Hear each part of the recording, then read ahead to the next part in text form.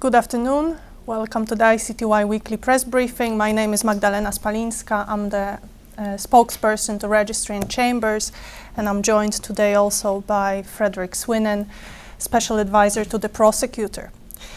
The judgment in the retrial of 3 former commanders of the Kosovo Liberation Army, Ramush Haradinaj, Idriz, Balaj, and Lahi Brahimaj, will be rendered tomorrow at 9 o'clock in the morning in Courtroom III. Those journalists who have requested to be accredited should come and pick up their tickets from the main entrance of the Tribunal's building from 8 o'clock in the morning onwards. The accreditation procedure for those journalists and members of the public wishing to attend the Appeals Judgement in the case of Milan Lukić and Sredoje Lukić, 2 Bosnian Serbs accused of crimes committed in the Eastern Bosnian town of Višegrad from 1992 to 1994, opened yesterday. The appeals judgment will be rendered next Tuesday, the 4th of December at 3 o'clock in the afternoon in Courtroom III. A status conference in the appeals case of Vlastimir Đorđević will be held next Wednesday at 9:30 in Courtroom II.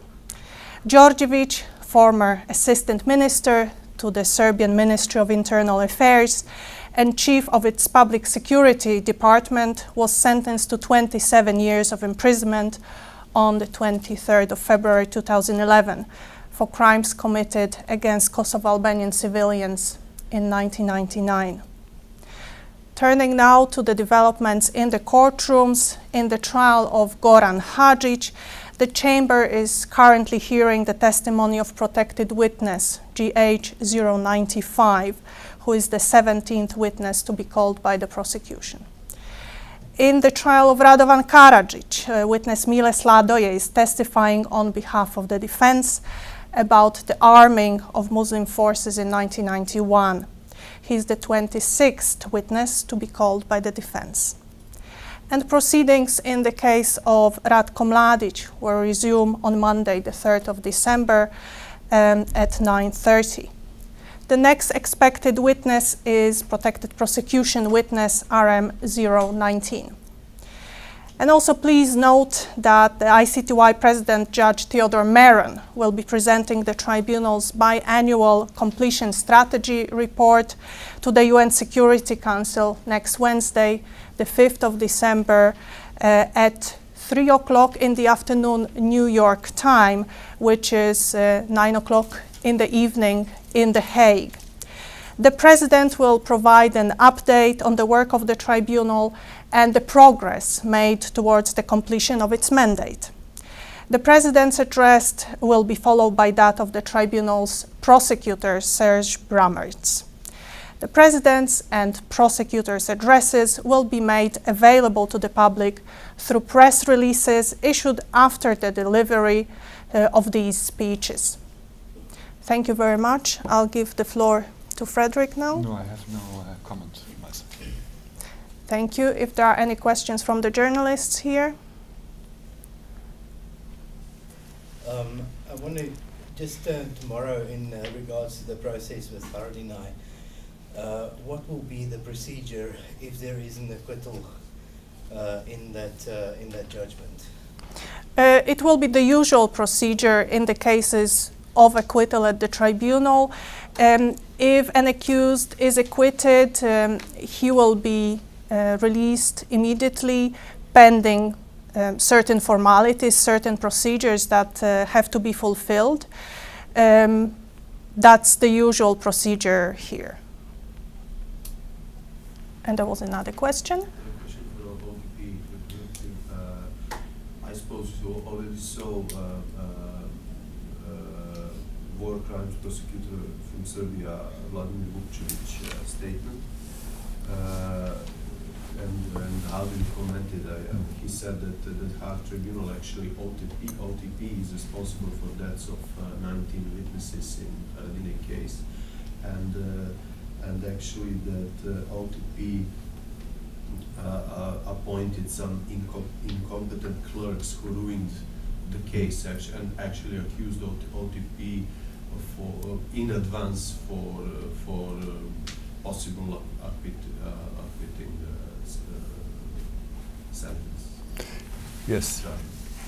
We are very surprised by the information allegedly given by Mr. Vukcević, the war crimes prosecutor, as produced in some media. This information misrepresents the reality.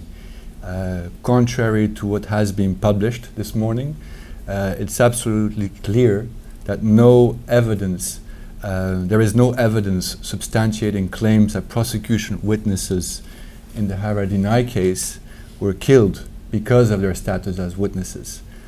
The last time Mr. Vukcević made such comments, although different figures were mentioned, we had raised similar concerns, and he finally corrected his statement and recognized that the information was wrong.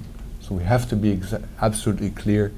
The information provided on the number of witnesses killed is wrong.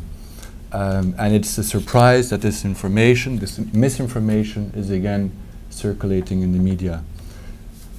We also have to say that we have recognized in the past that the protection of witnesses was a major challenge in the trial and the retrial. During the trial, the Office of the Prosecutor raised numerous concerns it had encountered in relation to the protection of witnesses. The trial chamber clearly stated that the proceedings were held in an atmosphere where witnesses felt unsafe, and the appeals chamber ordered a retrial due to the serious witness intimidation that characterized that trial.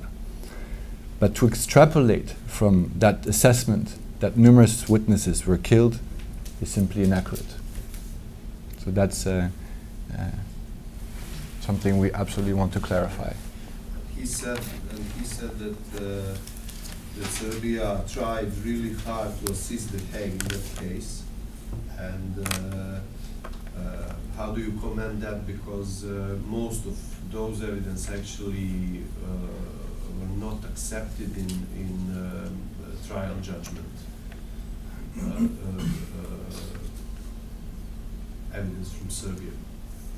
No, I think all the evidence we had accumulated was presented, and in the end, it's the trial chamber which came to a conclusion, which was in first instance acquittal.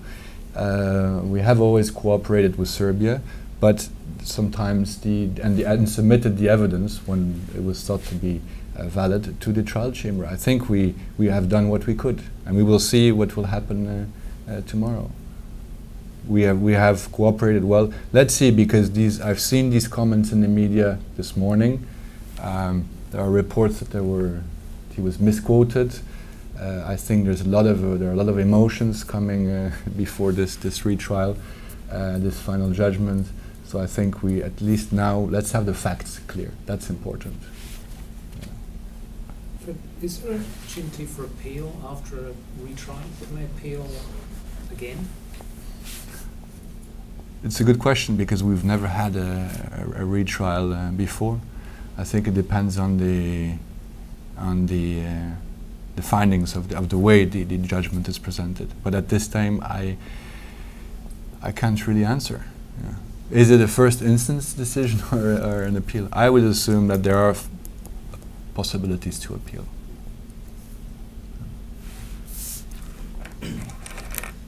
Maybe another question for the OTP.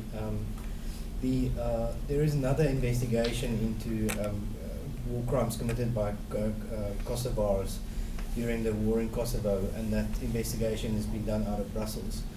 And it specifically looks at the trade of human body parts allegedly taken from Serbian prisoners. To what extent does the ICTY work with this specific investigation, and have you been approached by this for lack of a better word, tribunal, whatever they're called, to work with and give information on the issue? Yes, it's a separate investigation. They have a completely different mandate given by ULEX, and it's in fact Clint Williamson who's heading that investigation, which was set up after the Marti report came out. They have a complete different mandate covering the organ trafficking. We had looked into this to some extent when we were investigating war crimes in 2004 and 5. But everything we have had as information has been shared with the authorities of Serbia and made available to the commission led by Mr. Clint Williamson. But their work is actually completely separate from what we are doing. Yeah. Any other questions from any? If not, then thank you very much, and I'll see you next week.